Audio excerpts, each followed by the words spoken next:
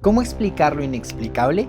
Hoy vamos a ampliar los límites de lo que entendemos sobre el pasado de la humanidad, explorando civilizaciones antiguas perdidas que han dejado atrás grandes secretos. Te dejarán preguntándote, al igual que los expertos, ¿qué sucedió realmente? Guerra, agujeros de gusano y armas de destrucción masiva. No fue por petróleo, no fue por la libertad, ni siquiera fue por una de esas armas de destrucción masiva desaparecidas. Según un rincón tan profundo de internet que necesitas equipo de espeleología, la verdadera razón por la que Estados Unidos invadió Irak 2 veces fue para capturar y controlar antiguas puertas estelares que podrían abrir portales a mundos alienígenas. En esta teoría de la conspiración, Saddam Hussein no era solo un dictador, era un guardián galáctico que posiblemente estaba acaparando tecnología de otro planeta y potencialmente a segundos de llamar a sus amigos extraterrestres para pedir refuerzos cósmicos. La primera guerra del Golfo se inició el 2 de agosto de 1990, después de que Irak entrara en Kuwait como si fuera su dueño. Eso desencadenó la Operación Tormenta del Desierto en enero de 1991, con Estados Unidos y sus aliados aumentando la presión. Avancemos hasta el 20 de marzo del 2003, comenzó la Segunda Guerra del Golfo. Esta vez se la conoce por su nombre de relaciones públicas, Operación Libertad Iraquí. La historia oficial es que Saddam podría haber tenido armas de destrucción masiva. ¿La historia real? Bueno, digamos que nadie encontró nunca ninguna arma nuclear. Sin armas que justificaran la invasión, los teóricos de la conspiración se preguntaron, ¿cuál fue el verdadero motivo? Obviamente fueron puertas estelares, puertas que actúan como agujeros de gusano y te permiten entrar en mundos lejanos como si fuera un metro intergaláctico. ¿Son reales las puertas estelares? La mayoría de los científicos dicen que no, pero algunos académicos dicen que tal vez. La cosa es que en la mitología egipcia, sumeria y babilónica hay historias que suenan extrañamente a humanos antiguos, que entraron en contacto con civilizaciones alienígenas. Mucha gente cree que a estas viejas culturas se les dio un acceso limitado a la tecnología alienígena, y un poco de ella se dejó atrás cuando los alienígenas regresaron a su propio planeta, enterrada en lugares como Egipto e Irak. Una teoría es que Saddam encontró una puerta estelar inactiva y Estados Unidos se enteró. Naturalmente, Estados Unidos la quería para sí misma, o al menos no querían que las iraquíes la tuvieran. Así empezó Tormenta del Desierto 2.0 en 2003. Una de las voces más ruidosas en este cajón desastre cósmico es la del Dr. Michael Salla, un investigador de ovnis y conocedor de la geopolítica galáctica. Incluso sugirió que la tecnología alienígena podría haber venido de un misterioso noveno planeta en el borde del sistema solar. Pero esa es otra historia para otro día. Asumiendo por un segundo que esto no es todo un guión rechazado del expediente X, ¿qué pasó con estas supuestas puertas estelares iraquíes? Hay tres teorías principales. Una es que fueron tomadas y secretamente enviadas a sitios negros como el Área 51, Wright-Patterson o el Laboratorio de Investigación Subterráneo encubierto de Walmart. La teoría 2 es que fueron destruidas, considerada demasiado peligrosa para la diplomacia a nivel de párvulo de la Tierra. La tecnología fue demolida para evitar un error a escala galáctica. La teoría número 3 es que nunca fueron encontradas y todavía están escondidas bajo las arenas de Irak, como una versión de ciencia ficción de la cueva de Aladino, esperando a que alguien con la autorización o la curiosidad adecuada se tropiece con ellas. Aclaro, no hay ninguna prueba de nada de esto, no hay documentos desclasificados, no hay denunciantes, no se han recuperado palos de selfie alienígenas, ni siquiera un interno confundido en un pasillo del Pentágono susurrando "no lo oíste de mí, pero..." Incluso el círculo íntimo de Saddam, el tipo de personas que tenían todas las razones para soltar la sopa sobre portales mágicos después de su caída, nunca dijeron: "Ah, por cierto, Saddam tenía un portal al espacio y a otras dimensiones". Con un secreto tan grande parece que alguien habría salido de la nada para revelarlo. Pero no ha habido ni un solo denunciante. ¿Son reales las puertas estelares? Ciertamente son una posibilidad científica. ¿Hay una escondida bajo una pirámide iraquí? Y ahora un breve descanso, pero primero quería agradecer enormemente a todos nuestros suscriptores por apoyar este canal. Suscríbete si aún no lo has hecho para ver más videos como este. Misterio de 9500 años. Érase una vez en el fondo del mar pudo haber existido una civilización tan antigua que hace que las pirámides parezcan la esfera en Las Vegas. una ciudad hundida de posiblemente 9500 años de antigüedad fue encontrada relajándose en el fondo del Océano Índico, vibrando en las profundidades como la prima menos conocida. Este fue uno de los mayores descubrimientos del último cuarto de siglo. Sin embargo, nadie fuera de YouTube y los podcasts nocturnos está hablando de ello. Hay rumores de que los gobiernos del mundo están sofocando a propósito cualquier nueva investigación sobre esta asombrosa ciudad hundida. Todo comenzó en diciembre del 2000, mientras la mayoría de nosotros nos preparábamos para la perdición del Y2K o descargábamos archivos de música dudosos en Ares. Un equipo de investigadores marinos indios del Instituto Nacional de Tecnología Oceánica estaba en el Golfo de Cambat. No estaban buscando reliquias antiguas, solo estaban haciendo algunas comprobaciones de contaminación casuales. Pero en lugar de solo encontrar basura y lodo, su equipo de sonar devolvió formas geométricas gigantes en el fondo del océano. Estructuras, líneas rectas, ángulos rectos. Era una ciudad entera, y no era una broma, medía unos 8 kilómetros de largo y 3.2 kilómetros de ancho, aproximadamente el tamaño de una ciudad moderna normal, y no eran solo ruinas vacías. Buzos y dragadores sacaron cerámica, cuentas, esculturas e incluso huesos humanos. Cuando se fecharon con carbono, algunos de estos artefactos tenían una antigüedad de alrededor 9500 años. No te equivoques, esta era una ciudad real, sin embargo es anterior a la civilización del Valle del Indo. La propia versión de la India del Antiguo Egipto. Tenían ciudades como Mohenjo-Daro con calles impresionantemente organizadas y tecnología avanzada. La civilización del Valle del Indo no apareció hasta unos 4000 años después de que la ciudad hundida estuviera bajo las olas, lo que significa que debió haber sido construida por una cultura diferente. ¿Pero quién? Liderando la carga de este misterio está el Dr. Badrinarjan. Él cree que este sitio fue parte de una civilización avanzada destruida por el aumento del nivel del mar al final de la última edad de hielo. El Dr. Badrinarjan incluso fue un paso más allá, sugiriendo que esta podría haber sido la cultura madre de la civilización Harappa posterior. Esta sociedad anterior fue aniquilada por el diluvio, ya sea el diluvio bíblico o uno diferente. De cualquier manera, se empaparon.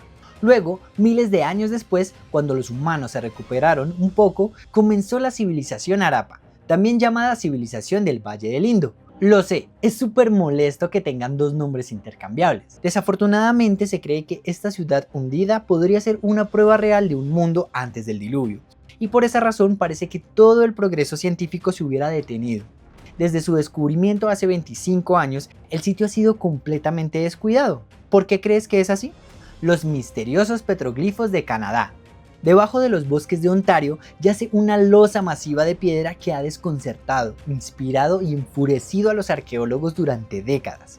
Es uno de los secretos más importantes de Canadá. Una losa de piedra de más de 46 metros de largo y 30 metros de ancho, y totalmente cubierta de garabatos antiguos. Hay alrededor de 900 imágenes talladas profundamente en la piedra caliza.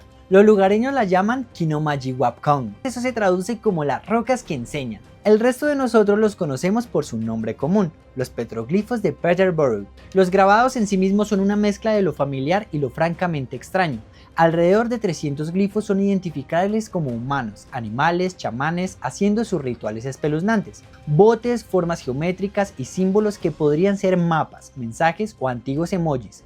Lo cierto es que nadie sabe. Los otros 600 se consideran indescifrables, como la letra de tu médico pero cincelada en roca.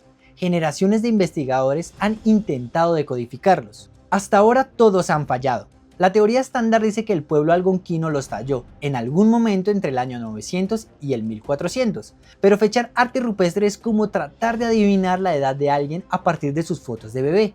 Algunos glifos están tan erosionados que los expertos creen que podrían ser miles de años más antiguos. Y también son espeluznantes. Los visitantes a menudo informan que escuchan murmullos, voces y cantos. Se ha dicho que el lugar está embrujado por los fantasmas de antiguos pueblos indígenas cuya tierra les fue robada. Por otro lado, tal vez son solo los espíritus de dioses aburridos de la Edad de Bronce, tratando de iniciar una conversación. Dejando a un lado los fantasmas, hay un gran misterio cuando se trata de los petroglifos de Peterborough. Algunos de los grabados son de botes, eso es como una V, son como pequeñas canoas, porque el pueblo algonquino no construía barcos, su tecnología se limitaba a la canoa de corteza de abedul. Sin embargo, los grabados que supuestamente hicieron muestran grandes fortalezas flotantes que se parecen sospechosamente a...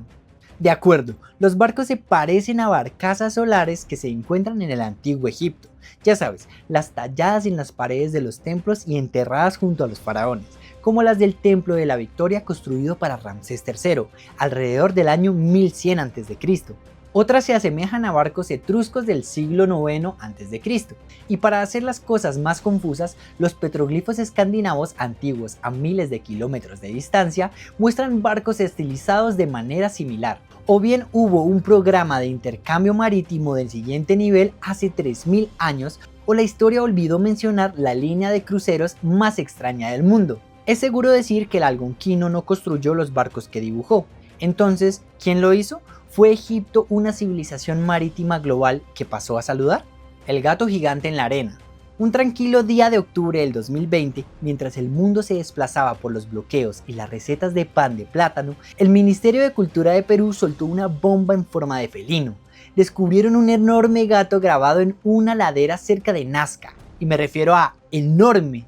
Este felino mide 37 metros de largo, holgazaneando en el desierto como si fuera el dueño del lugar. Ahora, si te imaginas a Garfield después de una borrachera de lasaña de gran tamaño despatarrado por Perú, no estás lejos, pero esto no era un arte callejero peculiar de un pastor de alpacas con un rastrillo. Este geoglifo fue hecho hace siglos por personas que ni siquiera tenían Google Maps para verificar la forma. El dibujo se encuentra en el corazón de las famosas líneas de Nazca, esos grandes grabados y crípticos que se extienden por el desierto del sur de Perú. Probablemente los hayas visto en documentales o en programas de conspiración alienígena nocturnos. Suelen ser tan grandes que necesitas un avión para verlos correctamente.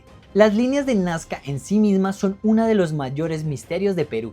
Generalmente se atribuyen a la antigua cultura nazca, pero este gato podría ser algo totalmente diferente. En un giro impactante, algunos expertos piensan que este gato no pertenece en absoluto a la cultura nazca. Su estilo artístico grita Paracas, una civilización anterior que prosperó alrededor del año 200 a.C., mucho antes de que los nazca comenzaran a garabatear monos y colibríes en el desierto. Pero tal vez el mayor misterio no es quién talló el gato, sino cómo y por qué se talló al gato en primer lugar. Los científicos todavía no entienden cómo los artistas antiguos tallaron animales tan monumentales en el suelo sin poder ver su propio trabajo. Ve a la playa con la marea baja e intenta dibujar un gato de 30 metros de largo en la arena. Notarás que es mucho más difícil de lo que crees. ¿Cómo lo hizo la gente antigua con tanta precisión? ¿Construyeron los Nazca torres masivas para poder mirar sus dibujos y asegurarse de que fueran precisos? ¿Simplemente lo hicieron a ojo? ¿Los alienígenas los ayudaron? Nadie lo sabe, pero lo que puedo decirte es que los gatos tenían un poder simbólico para las culturas Paracas y Nazca. A menudo aparecen en cerámicas y textiles. Parece que las antiguas sociedades de Perú estaban tan obsesionadas con sus amigos felinos como los egipcios. Me sorprende que no momificaron a sus gatos también. La Pompeya de China. Sabes todo sobre Pompeya, la ciudad romana destruida por un volcán en llamas hace 2000 años, pero ¿sabías que China tiene su propia Pompeya y es tan impactante como la de Italia? Fue un desastre absoluto. La tierra se movió como una bestia bajo los pies de una pequeña aldea de la Edad de Bronce que se aferraba a las orillas del río Amarillo. En un abrir y cerrar de ojos, el barro se estrelló como un martillo desde el cielo, y así, Lagia, un asentamiento que alguna vez fue bullicioso en lo que ahora es la provincia de Qinghai, desapareció bajo un mortal deslizamiento de tierra. Lagia fue congelada en un momento tan crudo, tan humano, que incluso 4000 años después duele mirarla. Pero miremos por qué lo que se descubrió bajo la tierra no era solo hueso, era dolor, amor, miedo y el puro instinto de protección.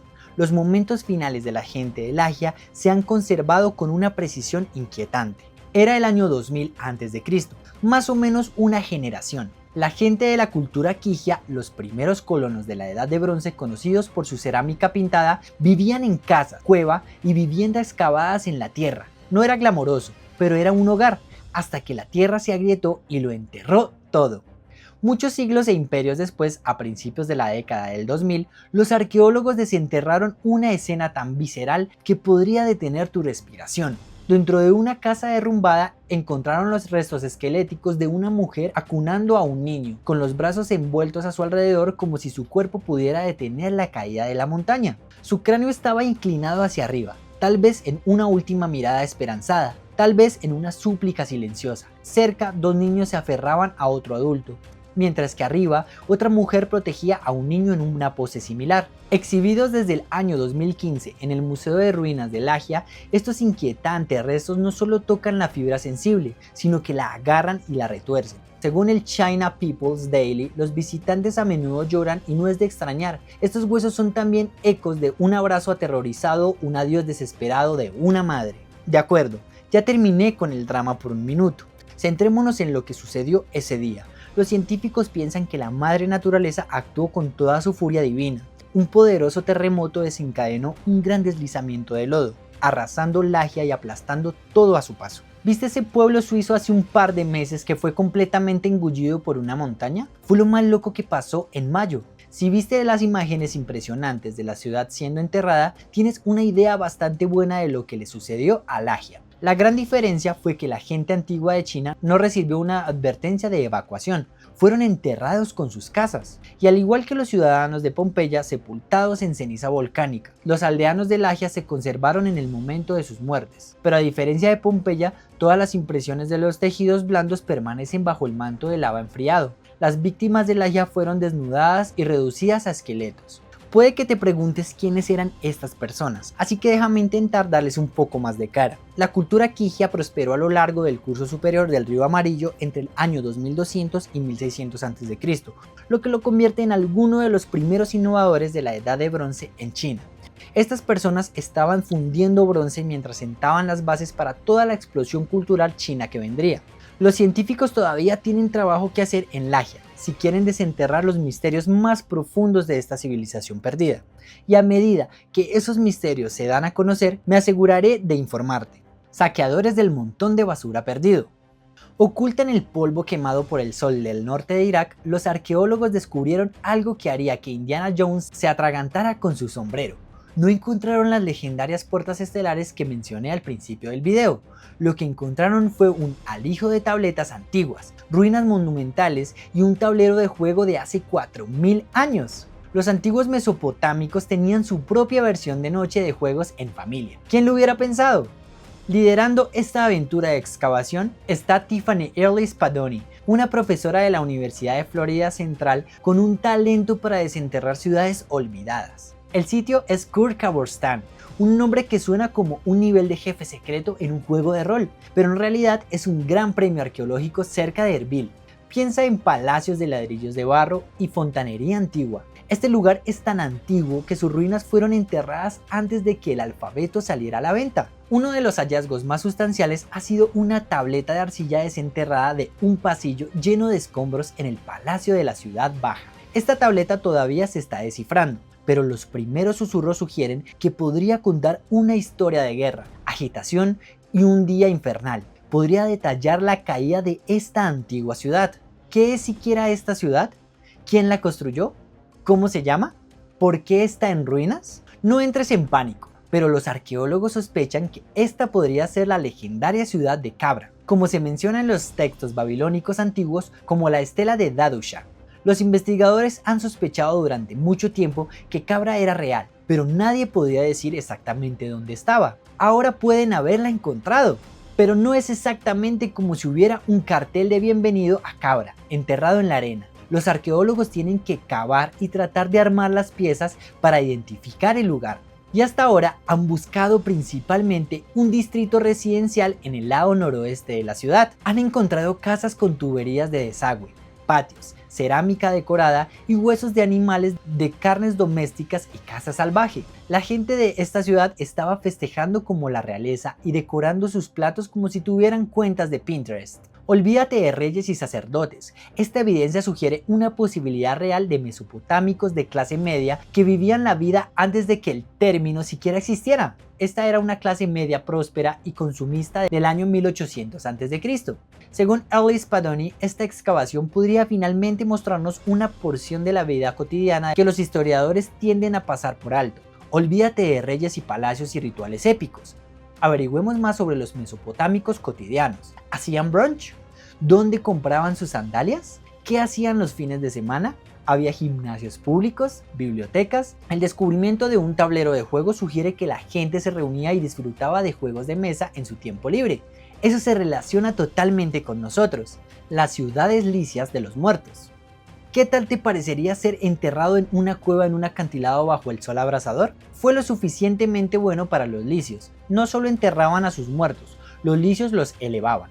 Estos antiguos pueblos convirtieron laderas enteras de montañas en cementerios altísimos, tallando tumbas ornamentadas en la roca como si la muerte fuera parte del mercado inmobiliario.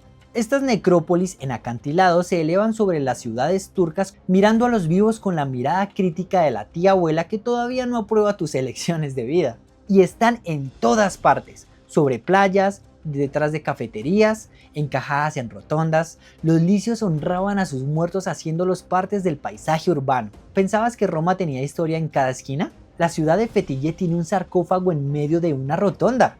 Todo esto está muy bien, pero ¿quiénes eran los licios y por qué eran tan dedicados en lo que respecta a la muerte? Retrocedamos unos 2000 años. Los licios no eran solo embalsamadores que tallaban acantilados, también eran creadores de tendencias políticas. Su federación democrática incluso inspiró partes de la Constitución de los Estados Unidos. Antes de que América fuera un destello en el ojo empolvado de George Washington, los licios elegían representantes y gestionaban peleas locales con una buena dosis de compromiso cívico.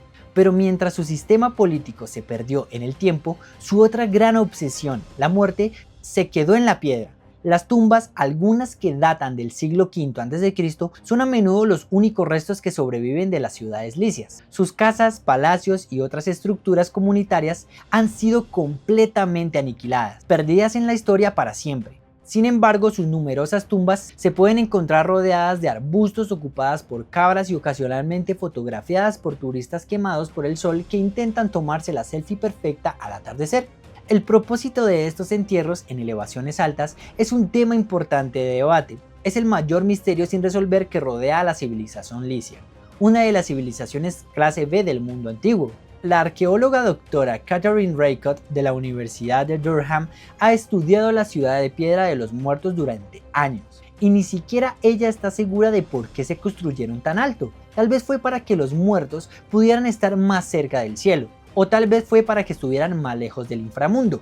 También podría haber sido para mantener alejados a los saqueadores de tumbas con malas habilidades para escalar. Honestamente nadie lo sabe realmente, pero Catherine sí dijo que construir estas tumbas era una pesadilla. Tuvieron que arrastrar materiales de construcción por el lado de un acantilado escarpado. Solo las tapas de las tumbas pesaban varias toneladas. ¿Cómo lo hicieron? En serio te lo pregunto, ¿cómo lo hicieron?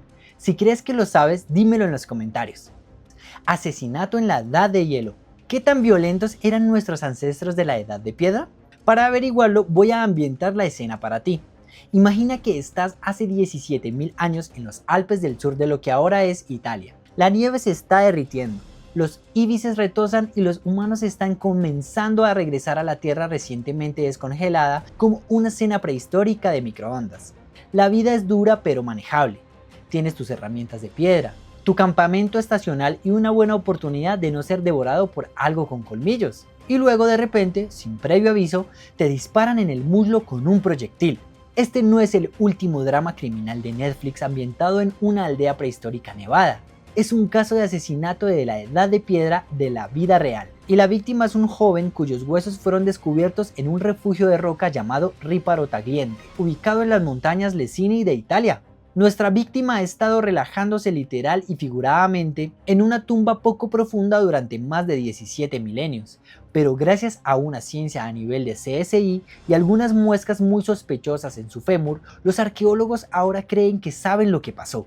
Este tipo no solo murió, fue cazado y asesinado. El nuevo estudio fue publicado en Scientific Report por el bioarqueólogo Vitale Sparacello y su equipo, usando imágenes 3D y microscopía. Identificaron las marcas en los huesos del hombre muerto como marcas de impacto de proyectiles. Es el equivalente forense antiguo de encontrar un agujero de bala. Los científicos saben que estas fueron heridas letales de armas de sílex de alta velocidad, la respuesta de la Edad de Piedra a los rifles de francotirador. ¿Quién asesinó a nuestra víctima y cuál fue su motivación? Nunca sabremos realmente la razón de esta disputa de la Edad de Piedra, pero hay pistas. Hace unos 17.000 años, Europa se estaba descongelando del último máximo glacial. Los valles se estaban abriendo, La caza salvaje era abundante, los recursos estaban disponibles y también el territorio. Nuestra víctima y sus amigos eran parte de una ola de humanos que se adentraban en nuevas propiedades inmobiliarias alpinas. Estas eran áreas donde ningún humano había estado antes. Esta fue la primera gran ola de migración en partes de la Tierra que habían estado congeladas durante mucho tiempo. El problema era que nuestra víctima y sus amigos no eran los únicos que se mudaban a estas nuevas tierras, y cuando los humanos se aglomeran, la historia nos dice que también se vuelven un poco agresivos. ¿Fue nuestra víctima atrapada en una guerra territorial? ¿Un cazador que se convirtió en el cazado? ¿Un espectador en el desfiladero equivocado en el momento equivocado? Todo lo que los expertos saben es que alguien planeó el ataque. Los misiles de proyectiles de Silex no eran equipos de combate estándar hace 17.000 años. Eran armas especializadas para ser usadas al emboscar a los enemigos desde la distancia. Esto fue definitivamente una emboscada. Lo que hace que este descubrimiento sea tan innovador es lo temprano que es. Con 17.000 años de antigüedad, nuestro amigo muerto podría ser una de las víctimas más antiguas conocidas de armamento de proyectiles complejo utilizado en violencia interpersonal. En otras palabras, este es el caso conocido más antiguo de alguien que fue atravesado por una lanza por un extraño. Es un vistazo impactante a cómo solía ser la vida, pero no es tan impactante como lo que viene a continuación. La descabellada teoría de Graham Hancock sobre la Isla de Pascua. La Isla de Pascua, un punto remoto en el Océano Pacífico con 1000 cabezas de piedra gigantes que parecen que acaban de ver tu historial de navegación, estas imponentes figuras llamadas Moai han desconcertado a los arqueólogos durante siglos. La mayoría de los expertos dicen que fueron talladas por colonos polinesios hace unos 900 años. Y luego vino Graham Hancock, el gurú de la historia alternativa. Se lanzó por la ventana académica agitando cáscaras de plátano y gritando: en realidad, estas estatuas tienen más de 11.000 años. Y ahora hay un debate enconado sobre la verdadera antigüedad de los Moai. Graham Hancock dice que fueron construidas por una civilización perdida que se adelantó a los polinesios en la isla por 10.000 años. ¿Tiene razón? ¿O Graham Hancock necesita calmarse? Según el propio hombre, la isla de Pascua fue el hogar de una misteriosa y avanzada población que llegó a sus costas hace 12.000 años, justo cuando la última edad de hielo se estaba despidiendo de su gélido adiós. Su evidencia es sorprendentemente convincente. Su pistola humeante es el plátano. Bueno, las plantas de plátano. Hancock ha señalado los restos de plantas de plátano que datan de hace 3.000 años como prueba de su teoría. Hace 3.000 años fue mucho antes de que los polinesios llegaran a la isla. Hancock dice que los plátanos no crecían naturalmente en su suelo, por lo tanto es lógico concluir que alguien los trajo allí y cultivó la tierra. Hancock también ha citado las técnicas de construcción como prueba. Las estatuas Moai se asientan en plataformas llamadas aju. Estas plataformas se parecen sospechosamente a otros sitios antiguos en otras partes del mundo donde las piedras encajan tan perfectamente que pensarías que los alienígenas estaban trabajando como albañiles. Hancock argumenta que esta discrepancia arquitectónica muestra que los Moai y los Aju no fueron construidos por la misma cultura. Antes de que te bebas el Kool-Aid, tal vez quieras escuchar lo que el Dr. Dale F. Simpson Jr. tiene que decir. Dale es un arqueólogo legítimo que ha estado físicamente en la isla. Advierte que Hancock es culpable de tomar microtrozos de datos y convertirlos en macrointerpretaciones. O en otras palabras, exagera muchísimo todo lo que ve. La mayoría de los académicos dicen que los polinesios llegaron a la isla de Pascua alrededor del año 1200, desarrollaron una sociedad intrincada y tallaron los Moai para honrar a sus ancestros. Fueron trasladados a través de kilómetros usando cuerdas, trineos y muchos cánticos rituales. Hancock no niega que los polinesios fueran brillantes, simplemente piensa que no fueron las primeras personas en la isla de Pascua. Su gran propuesta es que se toparon con una civilización que ya estaba allí, o al menos con sus huesos culturales, y continuaron donde los antiguos lo dejaron. Ya sea que te pongas del lado de los académicos o del club de historia oculta de Hancock, una cosa no va a cambiar pronto. La isla de Pascua se niega a entregar todos sus secretos. Fuego antiguo y poder oculto en Perú. Algo desconcertante ha sido descubierto por los arqueólogos en el Valle de Supe de Perú. Algo de 5.000 años de antigüedad, algo caliente, muy caliente, tan caliente que acaba de quemar cada línea de tiempo de los libros de texto de la civilización en las Américas. Escondido dentro de una estructura en forma de pirámides que fue construida antes de que la Gran Pirámide de Giza siquiera soñara con convertirse en un telón de fondo de Instagram, los científicos encontraron un altar de fuego. Este no es un pequeño fuego de campamento de piedra dejado por antiguos campistas que se excedieron con los malvaviscos. Este es un enorme altar de fuego ceremonial de más de 6 metros de ancho, construido en una de las muchas estructuras imponentes en el sitio de Era de Pando, parte de la civilización Caral-Supe, que es anterior a los olmecas por 2000 años, y los olmecas son anteriores a los mayas de México. Lo que estoy diciendo es que el altar de fuego es antiguo. La cultura Caral-Supe dominaba Perú antes de que Stonehenge fuera incluso diseñado. Estas personas estaban construyendo ciudades en el año 3500 a.C., organizando fiestas espirituales con altares de fuego y centros cívicos. Todo mientras grandes partes del mundo todavía estaban tratando de averiguar cómo plantar cebada. Hay más de 30 centros urbanos importantes atribuidos a la civilización Caral-Supe. Solo en Era de Pando hay 48 estructuras importantes y suficiente propiedad ceremonial para sonrojar a las mega iglesias modernas. Es difícil creer que alguien haya vivido alguna vez en este lugar. Mirando a Caral-Supe hoy, es una ruina polvorienta que se encuentra en un paisaje totalmente estéril. Te costaría encontrar una sola pieza verde aquí, no hay ni una hoja a la vista. Sin embargo, debió haber sido más verde alguna vez. Esta fue una capital temprana de la civilización humana.